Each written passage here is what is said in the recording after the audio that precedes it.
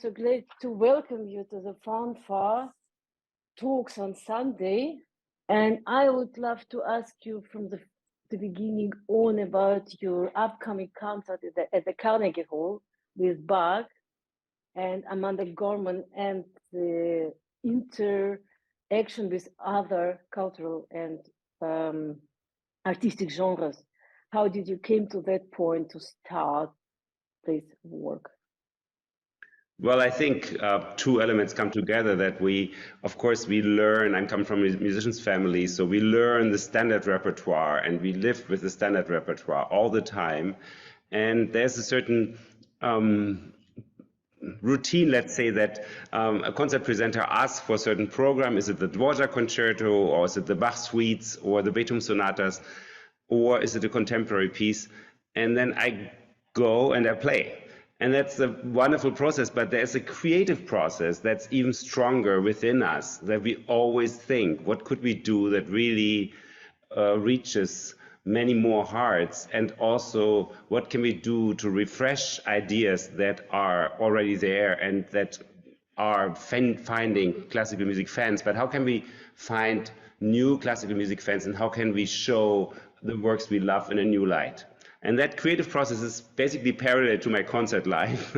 And it has been quite strong since I was young. And I always created projects by myself that kind of started flying and having their own life. And I'm very lucky that I have a team like Gabriele and my manager Tanya Doran who support this and don't say to me, "Oh, Jan, you're crazy. You're already so busy. You're playing all these concerts and you have 2 festivals. Why do you come up with these ideas?" But no, they support it, and then sometimes they completely take over these projects. Sometimes totally take over, and it has happened before with a project I had with Bill Murray, actor Bill Murray, called New Worlds, and we started it as a basically private idea because we met on an airplane and we just became friends, and then we discovered that we have love for similar things in life, and then we just did a little show in New York, and out of this came this huge project, which was later 65 concerts worldwide in all the big venues of the world, from Carnegie Hall to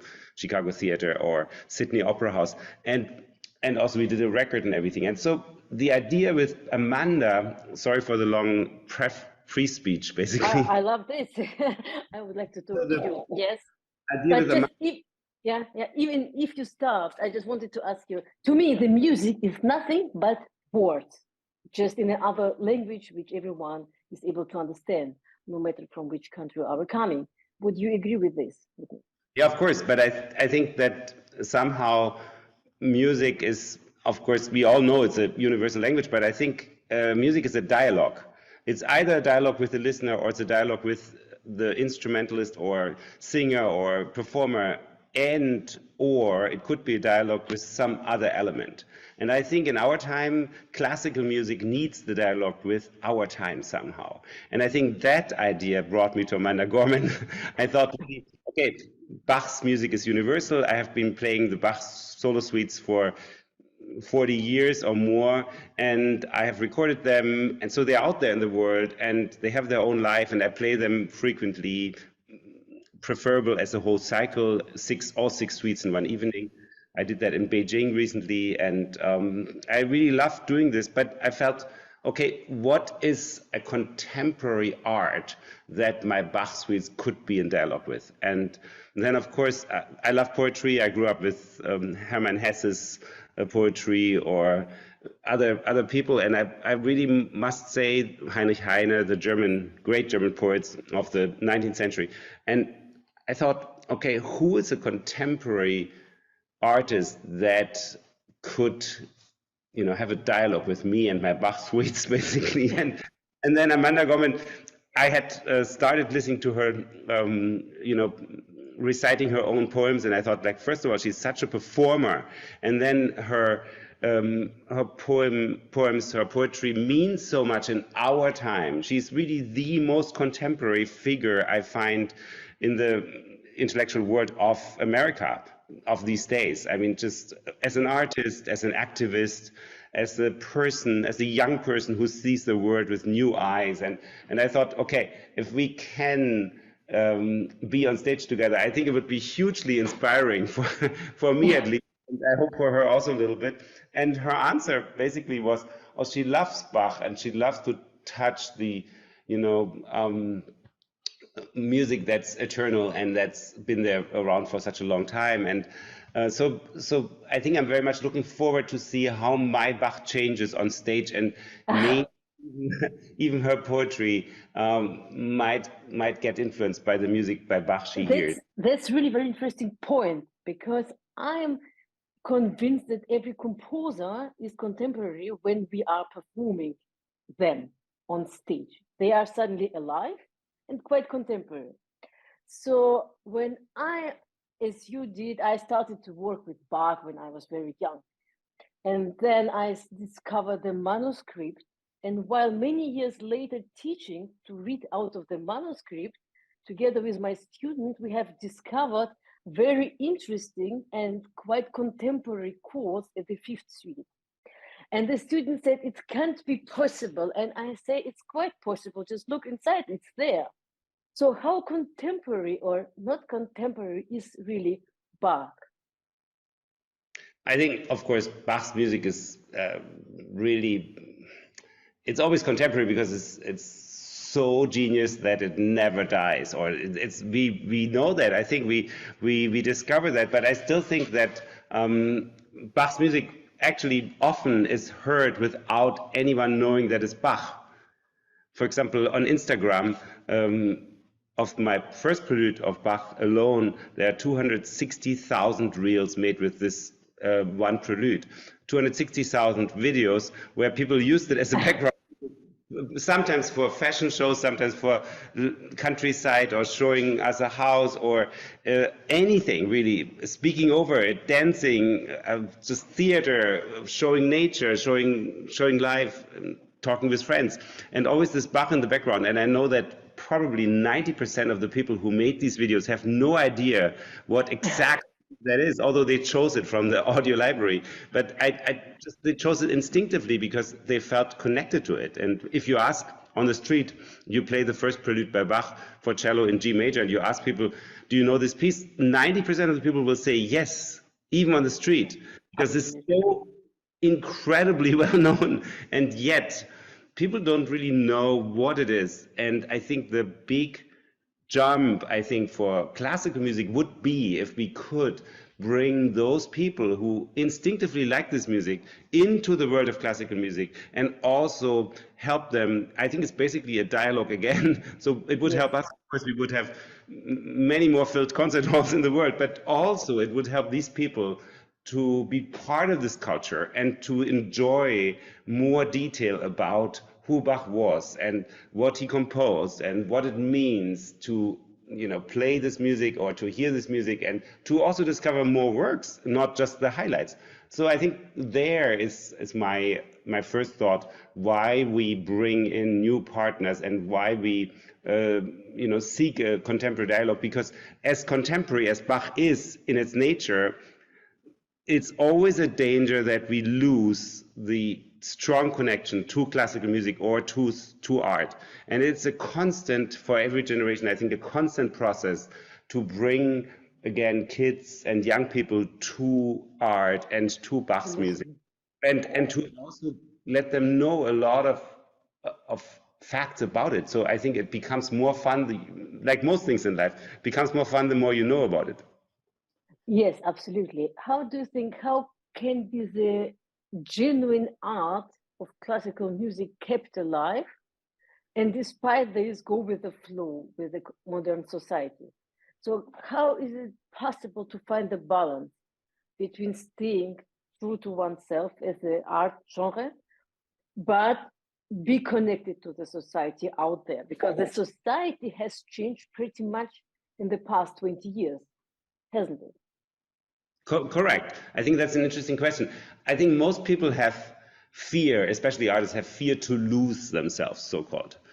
And I don't have that fear. We always carry our own soul with us, and we also carry our own character, sometimes unfortunately, with us, right? So there's really no danger that we lose anything if we take Bach's music, which we know quite intimately as cellists or any instrumentalist or even conductors or organists and anyone, if we take it with us and we enter a new territory or a new environment, we will not lose, we will only win. But I do find this is really something many people are afraid of. And I feel if I enter a dialogue with any artist, I will always be myself. There's no danger, whether I'm on stage with Bill Murray and play a Bach prelude and he recites over it, or he recites after it, or he sings, or whatever. It will not touch that Bach prelude in a negative way, as long as I'm there and as long as I am standing for what I'm doing artistically. So I think we need to make more steps towards the future. We need to make more daring steps out of our classical music world, I find, Yes. and will be more classical in a way. Yes. I think it has something to do with the globalization. The globalization, all people come together and everyone is afraid to lose the national identity. And Correct. this is sort of naturally, because it's like when we all fall into the same pot, we are starting to mix with one another. And this is scary for people, because since the Babylon, we are used to be separated and speaking different languages. But the globalization doesn't mean something bad. It is just the evolution. And so in the arts, the social tendencies always find their projection. And this way, to find a dialogue or a conversation or where we are alike is so important. And though also it is important to keep what has to be kept and to change what has to be changed, and to find the balance. And the balance is something that is really important. Where is the balance between conservatism? And we need conservatism. We can't just blow everything down and build something new with no roots there. So we need to find what to blow up and what to keep and what to build anew. And so in music, I think the genre is genuine when the language of the art is kept genuine, and the conversation with others never endangers the genre. But as soon we have the mixture in the composition, in the style, or even in the way of playing. To me, for example, I feel disturbed by artists who start to play like popular artists on the classical instrument. So to my conservative Russian soul, it sounds or looks disturbing. Even, the art of clothes, I feel disturbed. I can't explain why, but it feels like sort of unkosher. So when someone is going and starts to dance or shake with the head, I feel disturbed. But how is about you? No, I mean, for me, that's very, very clear. Even with my festivals, we are about to start the sale of the Dresden Musikfestspiele tomorrow, of the ticket sale, the official ticket sale. And you can look, it's a very wild mix of concerts. Anything from concert for orchestra with Klaus Mekela to Sting, or to this Icelandic Chinese singer Loive, who makes a huge career in jazz right now. And even a pop band from Dresden is playing with a classical orchestra. Or the King Singers are performing Disney in concert. So I think the quality is something everybody can notice. If you look at anything, whether it's a piece of art from the Renaissance or a painting from Rembrandt's era, or if it's I recently was in Malaga and I was at the Picasso Museum. And the first draft he made when he was like 16 or 17 was already touch of genius. So the quality, I think, is what distinguishes art from, just something pretentious or shallow, as you described. So I'm not afraid. Again, I'm not afraid to go to other people who present art on a very high quality, like Amanda Gorman does with her poems. I don't think you can have a more contemporary and more wonderful poet in America right now. She is, for me, the most impressive one of the young poets I have encountered. And together with her personality and her incredible mission, she wants to be president of the United States one time. And I don't blame her. It would be wonderful to have a woman like her to be president of the United States. And in my view, all the collaborations are driven by a sense of quality as the base of artistic work. And then we can, as you said, nobody has to be afraid to lose their culture. And nobody should be. But if you go to the south of France, you have a certain culture that only exists there. Or you go to Turkey and the people are the hospitality there is amazing, and they don't let you go. They just want to, kind of show you all the food they have and all the traditions and everything. And you go to Asia, to Japan, and Yes. you maybe stay with a priest and he shows you his rituals in the morning. Or so there's so many wonderful cultures, and all of us should embrace our own cultures, but we need to be open to others. And the same thing is with music and musical styles. A mix is never dangerous when people have a sense of quality, or if you meet great talents. And I have been always have had one rule for myself, and that's kind of half joke but half serious. I thought, if I collaborate with somebody, it should be somebody better than me. So I've always collaborated with wonderful pianists from my age 14. I was 14 and I played the Beethoven Sonata in school, and the pianist I worked with, another student in the conservatory or pre-conservatory for kids, was a wonderful half African, half German pianist who, in my opinion, played much better than me. So we played the Beethoven G minor sonata, which is heavily focused on the piano, and the cello has a more cello obbligato role. And I learned so much. Later, I encountered Elaine Grimaud, and we have a duo, and we play together. And I always find the pleasure of playing with Elaine is that there is more than 50% is already on the stage. People already love her. They love listening to her. And she has so much energy that she already commands the stage. So I can be very relaxed and start this dialogue with her and really show what I got. And if I got nothing, then I got nothing. But most of the time, when I actually relax, something comes out. I think we do produce best when we are really relaxed inside. And this kind of atmosphere, it's even technically, if you see great pianists, and there's a really difficult part coming in a concerto, say Rachmaninoff concerto, they become very calm, very calm. Their hands become very calm. There's no extra shaking around, because basically it's a cliff to conquer, and you see this. And so this inner relaxation of trusting a cultural dialogue, I think, is something that is totally undervalued in classical music, at least. But you see it in other art. You see, there are old videos of Ravi Shankar. That was the perhaps first crossover. Ravi Shankar playing with Yehudi Menuhin, and Exactly, yeah. see how relaxed they are, because they trust each other and they know that the other is such a great artist. The other, partner is such a great artist.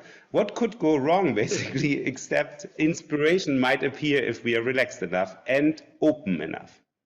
And how do you relax yourself before going on stage?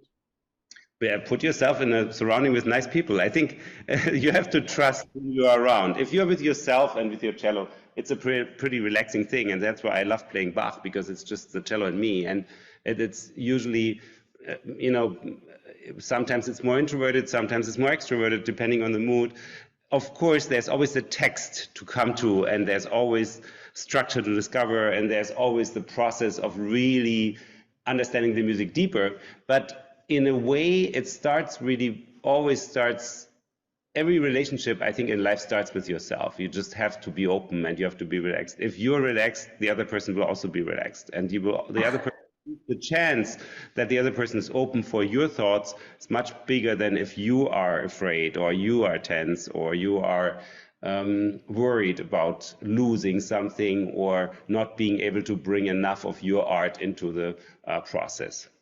Yeah, well, we all are worrying to lose, and it has something to do with the climatic crisis, with diminishing resources, with the war, with the pandemics. We all are constantly afraid in the society from something from abroad, or from vaccination, whatever it is.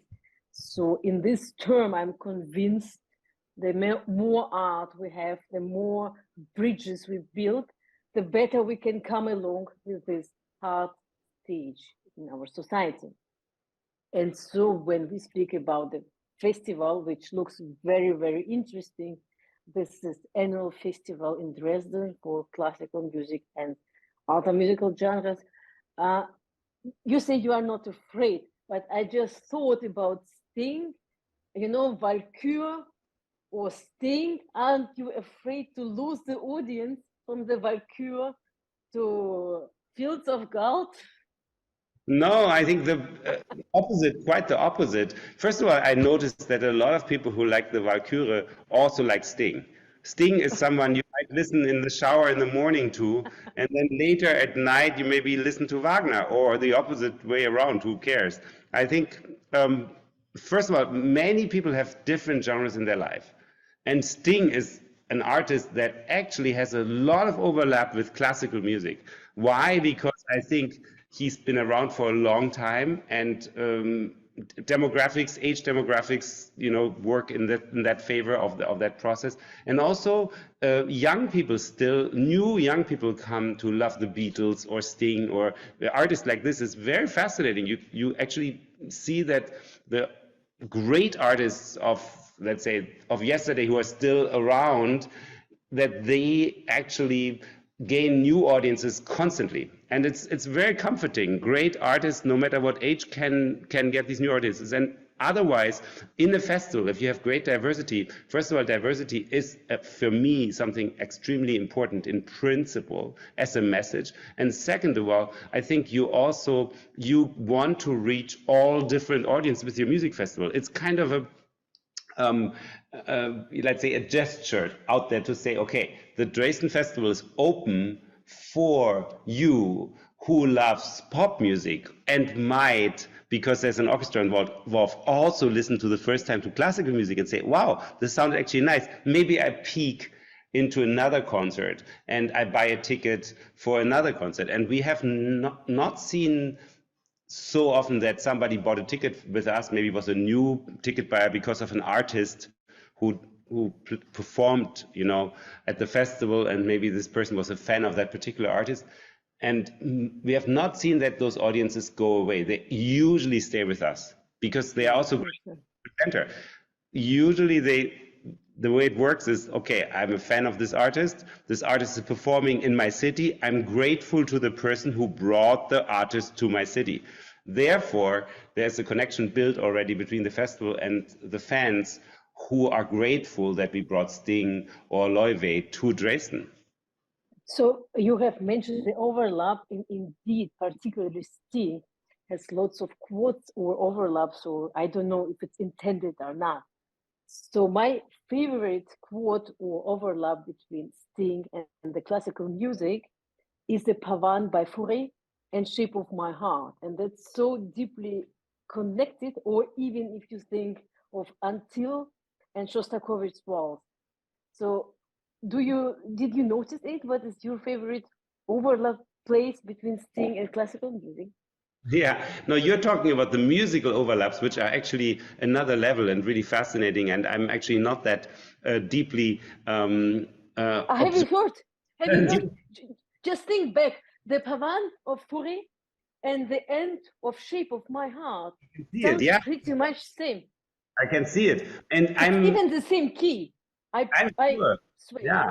And I'm sure sometimes it's inspired by each other. I mean, not by each other in this case, but let's say Sting might be inspired, by Fauré. It's absolutely true that certain themes are been around for 200-300 years and have been used or been inspired and have inspired new artists to use similar elements of melodies. And I think that's great. And I think you are deeper into this even. For me, it's more, I guess, as a cellist, I always wanted to just take my cello, put it on my back, travel around the world, and reach a lot of people. Luckily, that came true because the wall came down. I grew up in East Germany, so the wall came down at some point. I was a young man, and I had the chance to finally say, okay, I can quit my job. I was principal cellist of the Dresden Staatskapelle, and I can do what I always dreamt of, to take my cello and reach lots of people worldwide and perform and be kind of a free spirit in this way that I just feel like the only center of my life is really my family, of course, my cello, and myself. And then I think what we do with that, it's basically either we are less active or more active. And when we become more active, we discover a lot of friends, colleagues, spirits of all sorts who might be, close to our heart, and then we can actually start to build a kind of a spider web of classical music and art that many people who fly by might end up in this net and might be actually, I'm using a bit strong language, intoxicated by the beauty of classical music and by the fascination of art. And I do agree with you, we have too little art in this world. And once I think humans become more raw, they also are more inclined to have conflicts. And I really refer to Confucius, who said already many thousand years ago, he said that music can help, help to promote peace between people and prevent wars.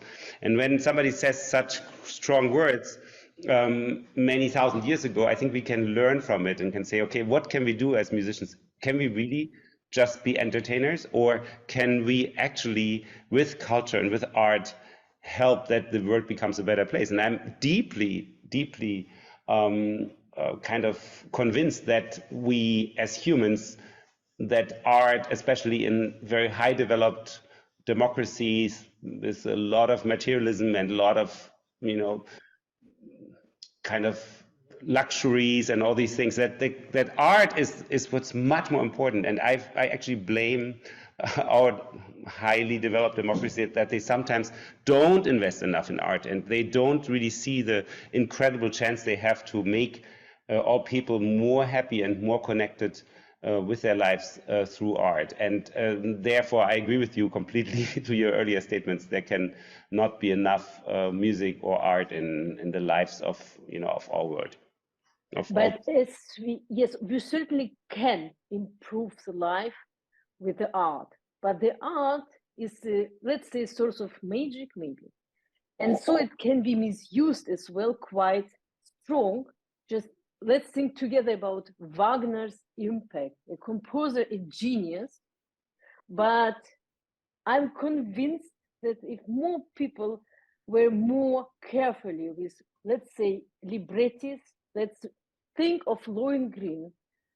To me, it is nothing but a staging of the things which have happened in the 30s and the 40s. So they have staged the NSDAP basically, then, and have used the beautiful art.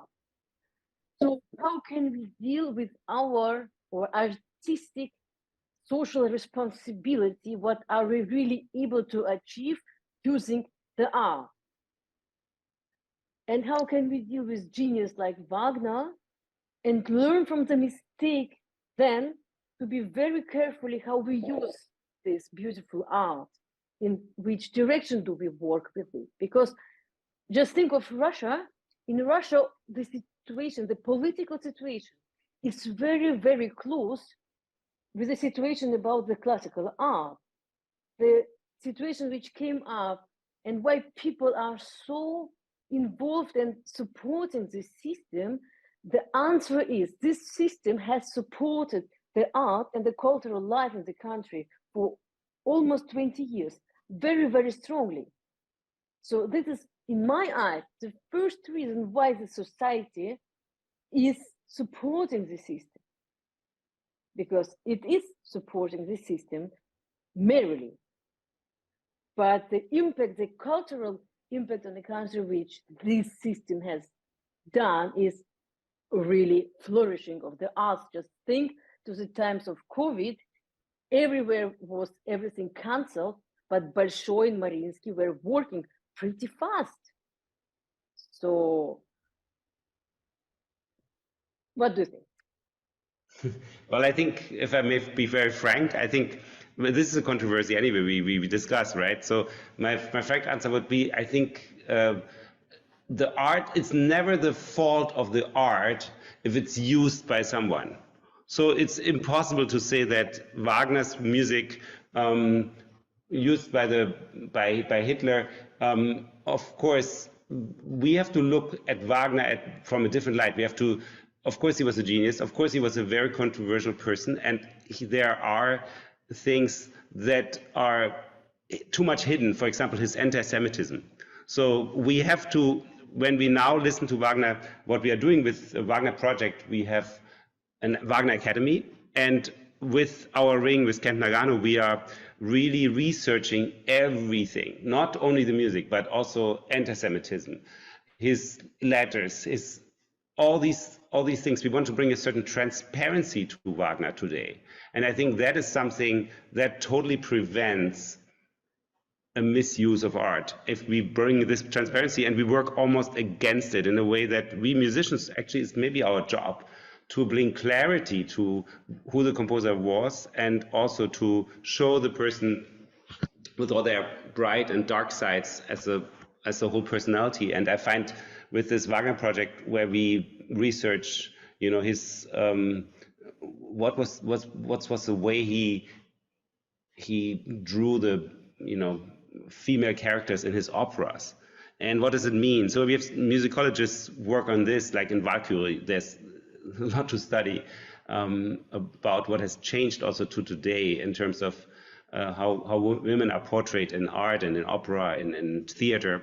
And thank God this is the case. But I think we can do all this research, and we can do all the research about the music. We perform on original instruments.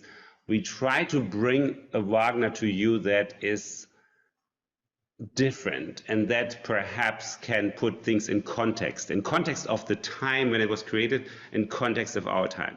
Going to Russia, I would say that the amount of artistic production in the country, if I may say so, because as a child already I went to Russia in an exchange program with my school, between the Moscow Conservatory and my school, where I grew up in East Germany. I would say that the love of the Russians for their music and theater and art is just incredibly deep. It's probably perhaps one of the deepest in the world, and can compare it maybe to Austria. Austria also has this very deep love to arts, but even deeper, I find, than Germany, if I may be so direct. And the Russian music has been always wonderful, and I think the abuse of music should, especially with Russian music, not shadow our love for that particular music. I mean, really, there's nothing we can say about Tchaikovsky that there was not even a slightest bit of fault on his side that his music might be misused at times.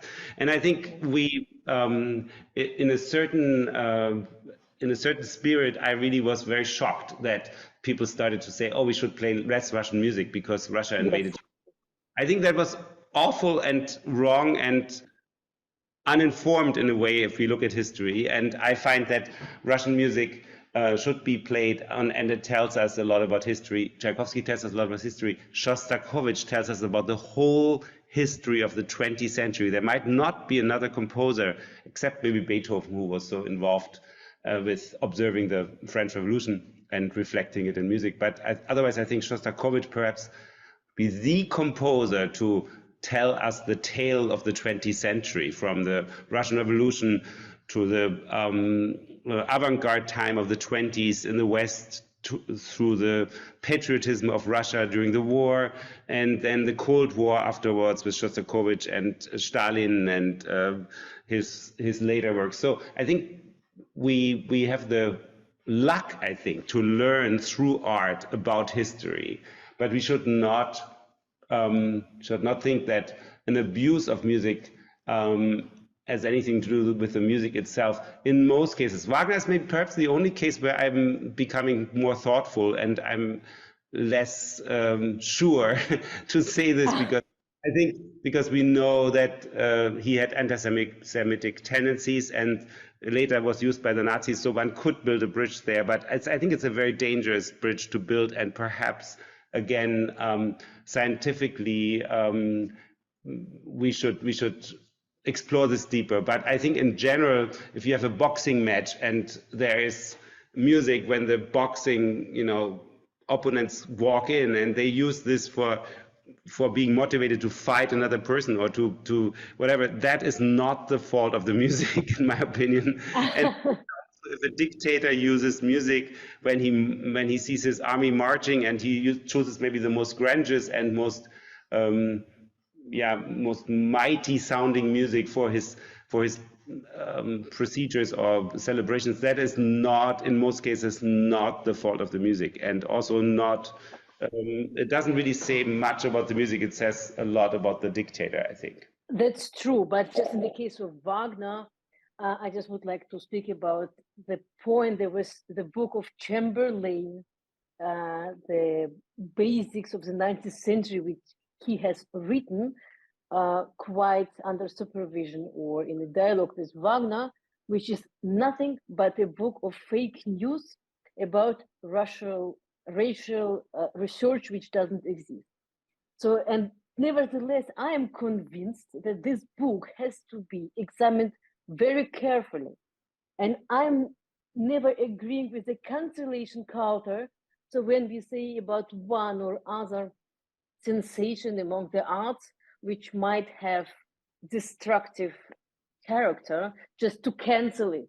In my eyes, it has to be played and read and examined very, very carefully in order to learn to deal with it. Because in the arts, deadly tendencies are expressed and we can deal with them.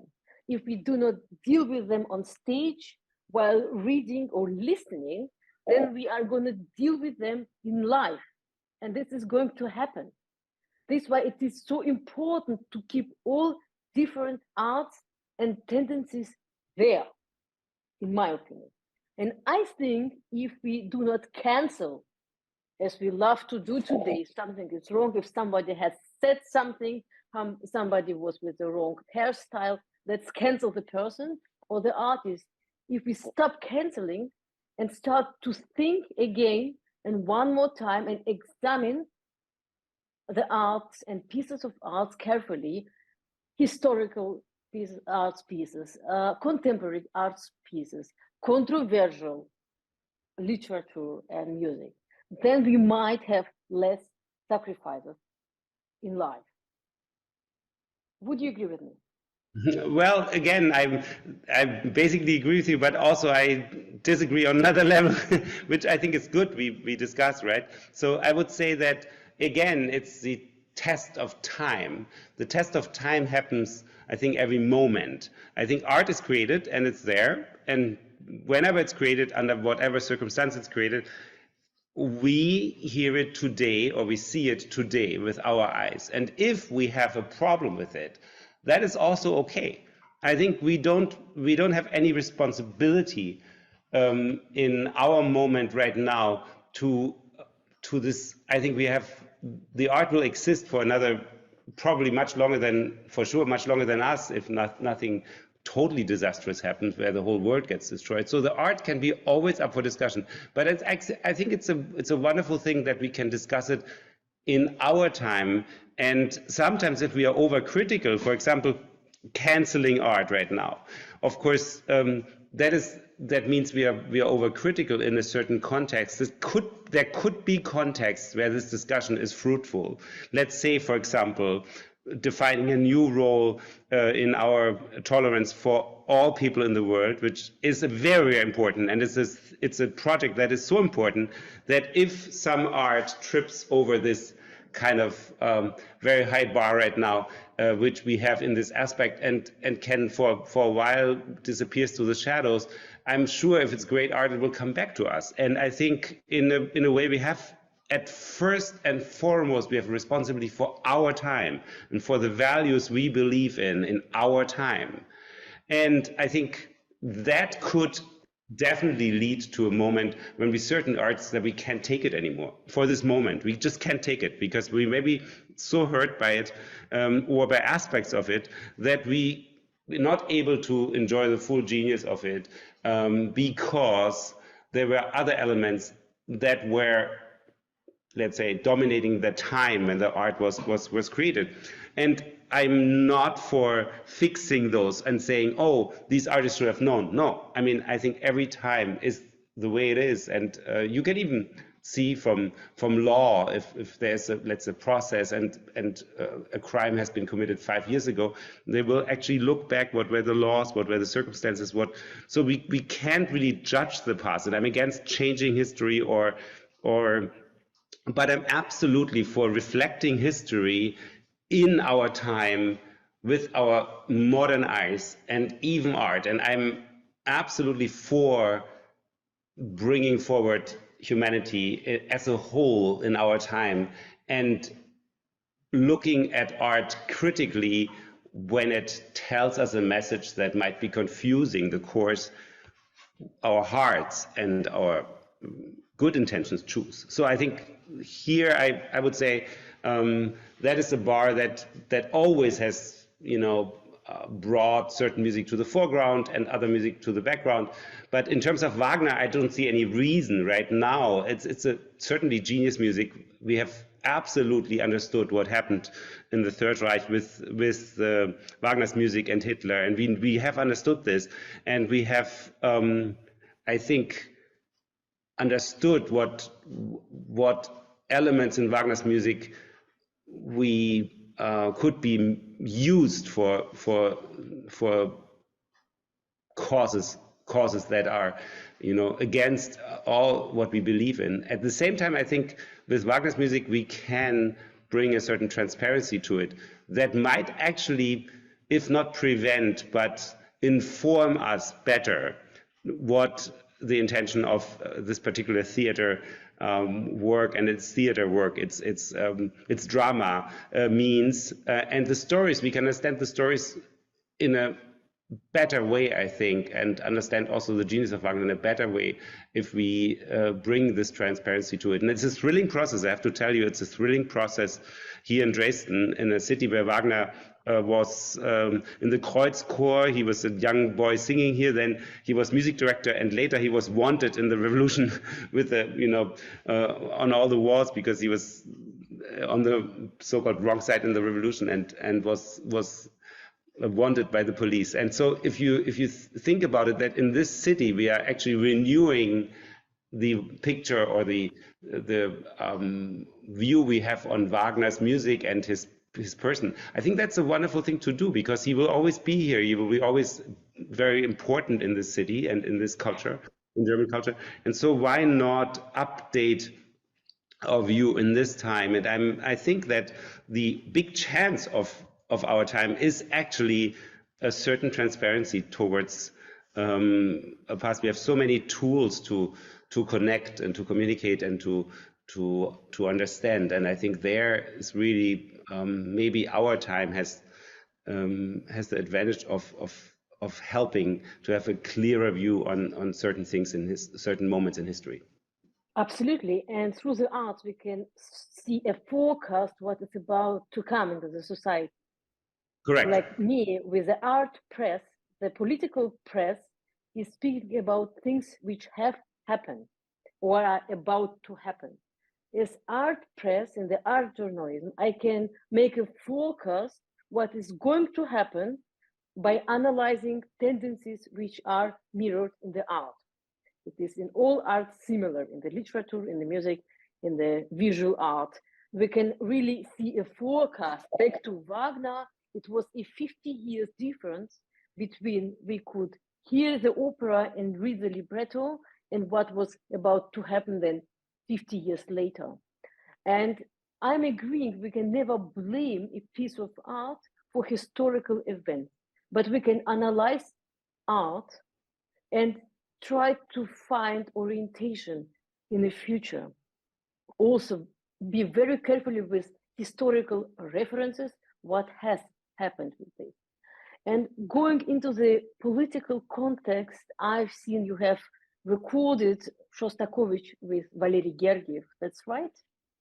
Correct. So it has been 2020, if I'm right. No, this was before the pandemic. I would say 2018 or 19. I'm not 100% sure now. I would say 19, perhaps. It was a live concert. Yeah. So Valery Gergiev is an amazing artist, and he has done an amazing job in Russia for Russian culture, and that is undeniable. But would you still work with him after the invasion of the Ukraine?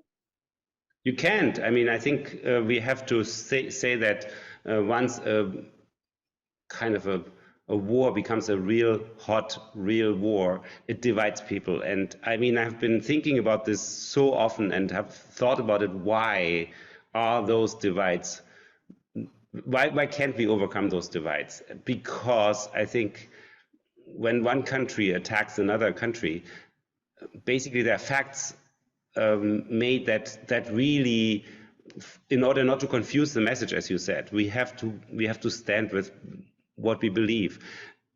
In the second thought, I do hope for peace, and I find that 500,000 people dead and wounded is a disaster for both sides, for the people on both sides, for the humans who died or are wounded.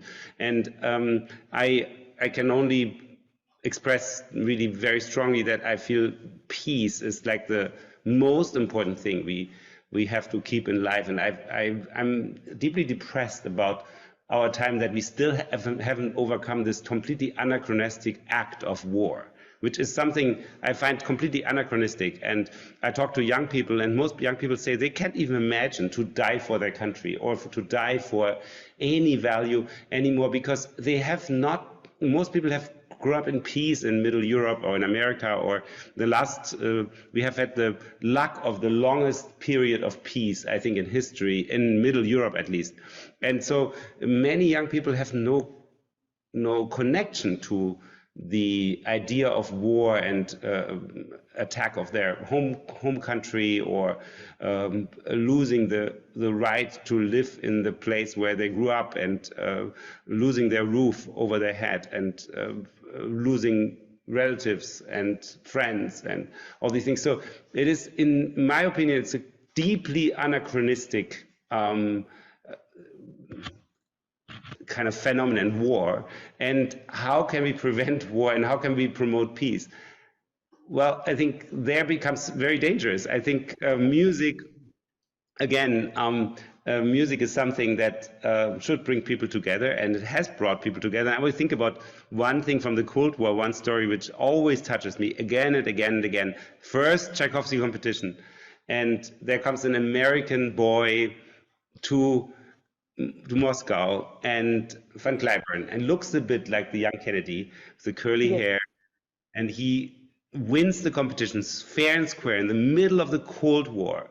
The Russian audience celebrates him. They celebrate an American musician, and they can throw their hearts at him, and they can be so enthusiastic about a Western artist. At the same time, he comes home to America. He's celebrated like a god or hero of some sort. And somehow this event definitely promoted friendship between the people at this moment, in this very tense situation. But talking about a hot war, about a war that is not a Cold War, war that is actually where people are fighting, it divides people indefinitely. And I feel sad that I'm divided from some of my Russian colleagues, and I can't fully give you the right answer, so-called, and I cannot give you a picture that is so clear and so crisp, because there are so many emotions that fly around when we think about it. And in general, I just think we have to try to bring peace to this region, and we have to try to bring peace to Israel and Gaza, and we have to try to come to a time when war is not anymore accepted as a tool to have conflicts in the world. And I may be naive and I may be idealistic, but I really, I'm mostly extremely frustrated about the fact that no one in this younger generation, I mean the generation of my kids, wants any wars anymore. And at the same time, we fall back in history. And the question is, why do we fall back in history, and how? And I still think that music, making a big jump here back to the musical discussion, because we're not politicians and we're not really experts on conflicts either. But I would say that as musicians, we can and we have to promote tolerance and respect among all humans, because it all starts with tolerance for other cultures, and it all ends with respect to other humans. And if we can Yes. these qualities, I think we have a chance to help at least that it's that it is made harder to have these conflicts and war and things where facts are made that will be never forgotten. It will be never forgotten that if somebody if you have a relative that is killed in the war, or you have a friend that is killed in the war, you will never forget. You might arrange your thoughts, but you will never forget this kind of event. Yes, but I'm convinced that we should be able to keep sort of awake mind before we blame one or another artist for a certain way to behave. Let's think about, just coming back to Gergiev. If you are someone like him and building up such a huge cultural work in your country, so he has given his life, his entire career, to establish so many things. In the situation with the war, which has happened, which is devastating, it is a nightmare, it is horrible. But if you are in his position, you can't just go and run away, because on you, all these people they are all independent of you. You are something what everything is built on, the entire system. And even if someone like him, or let's go back 90 years back, the same stories about Richard Strauss. If Richard Strauss would run away and let everything just blow off, he wouldn't have helped anybody there. But he did pretty much. He has helped a lot of people. Personally, me, I've met Ingeborg, who sang for him the premiere of Elektra. And he was really a very nice person. And he did help a lot of Jewish people, Jewish musicians, artists, to escape the country. But if he would run away or let him shot by the Nazis, then nothing of good would have ever happened. So before we do blame an artist why he's supporting the regime or doing this or this, we maybe should again stop and think. There are many different reasons why a huge artist, a conductor, a director is not running away and not letting himself shut, because it is maybe not a solution. Maybe he can help much more people staying there where he is and deal with his own thoughts. And maybe this is the biggest challenge for this artist of this dimension like Gergiev. How does he deals with himself? But he is there where he is. He's providing people with work. And I do not say it's not 10 people. It's 1 million of people in the country who are really independent of Valery Gergiev. So he simply can't do anything different as he does, probably. And maybe before we are ready to blame someone for something, for supporting war, for not supporting war, maybe we should really be very careful. And exactly why I'm speaking about this matter, that the art is giving us a platform to find a dialogue and discuss this together. Do we play together or we don't play together? If we do play together, then how? And why can we come together, let's say at a round table on stage, and do something, even if we have very different opinions, political opinions, personal opinions? Hopefully it is not going too far. Everybody knows it's best to kill people and to be anti-Semitic, as you have mentioned, but also to study Wagnerian anti-Semitism is very important in order to prevent a new wave of anti-Semitic escapades right now. So exactly what you are doing is probably, if not saving the world, but helping to avoid wars, in my eyes. And before we close the nice conversation, I would like to ask you one question. I'm really intrigued. I'm sorry, I can't let it be. I have seen you have recorded Lalo Concerto and Concerto by Enrique Casals. Who is Enrique Casals? Enrique Casals is the brother of the famous Pablo Casals, and actually you are very smart to choose this as a choosing subject, because as we know, Pablo Casals was fighting for peace.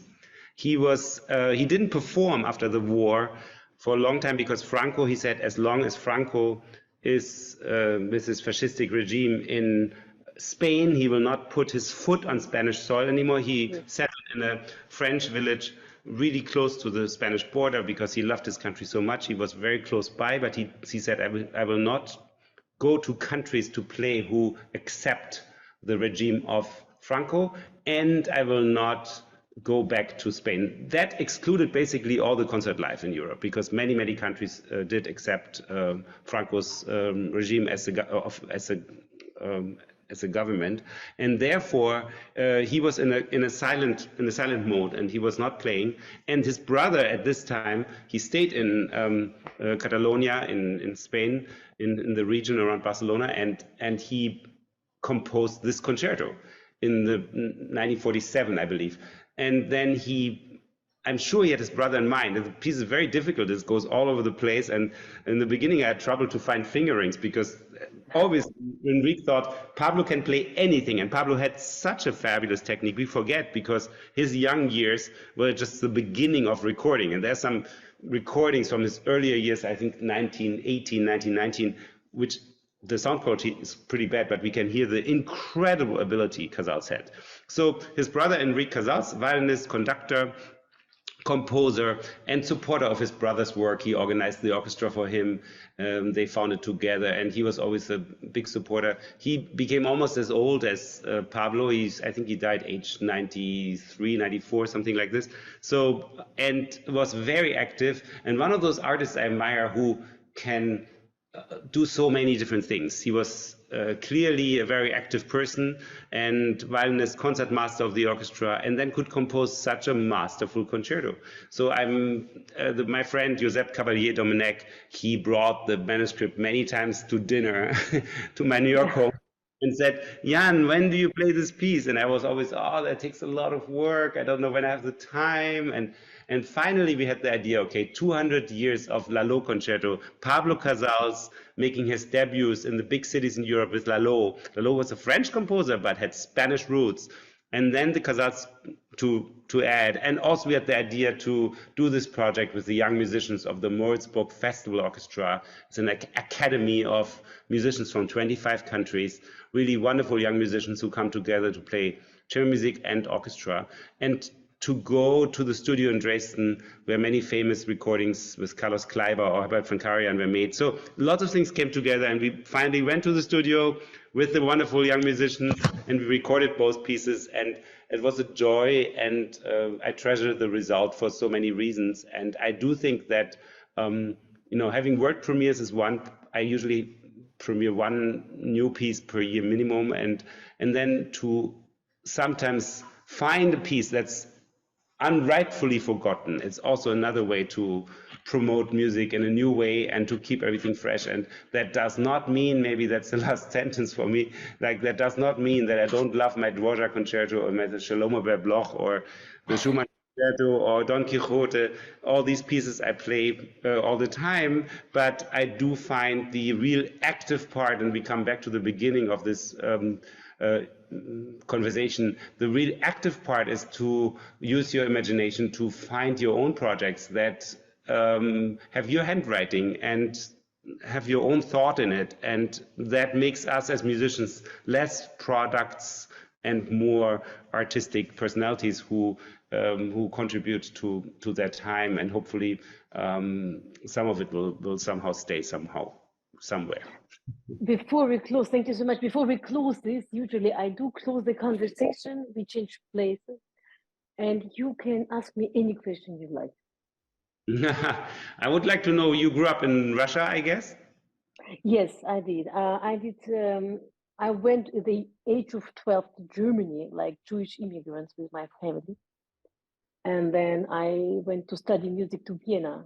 So, but always returning back to Russia, because I was so unhappy studying music in Europe. And I thought that you can maybe I was too nostalgic, but to come from Russia of the 90s suddenly to Europe, Germany or Austria, it was like a time travel. And I didn't like this time travel. I wanted to come back. So I grew up in Russia, I must say, but since I'm 12, I'm abroad everywhere. That's interesting. I think I have huge sympathy for people who are brave enough to, whether they it's of the free will or forced by the circumstances, to to leave their home country and to make home somewhere else. And I kind of was always fascinated by the story of the immigrants to America, or the Jewish immigrants who had to leave Europe, obviously, and they were the lucky ones who could leave, and then built this incredible cultural life in America. And I have met a few of them still at the Marlboro Music Festival. Unfortunately, many of them are not alive anymore. I love those personalities who were basically a little bit split personalities, because they would talk about Europe with a certain nostalgia and were so happy that they could talk with me about Germany or Austria or Switzerland. And then at the same time, so they were melancholic to have lost that world where they grew up and where they, felt at home. At the same time, they were very enthusiastic about the new world. But again, living in the new world, some things stayed behind, and they could never. Basically was an open wound with some of them. But with the most sensitive of them was an open wound. With the most robust of them, it was a closed story. They just had closed it, said, "Look, we have a wonderful life in America. It's done." But with most of them, it was a kind of an open wound, and I do have great respect and lots of feelings for people who do the same, because it does divide you in your mind a little bit. Of course, some things always stay with your home country, and some things change because of what you adapt in the new place. Absolutely. Thank you so, so much. I'm looking forward to listen to your new releases. I hope to even have a luck to review one. And I wish you a very nice premiere in February, and hope to talk again soon.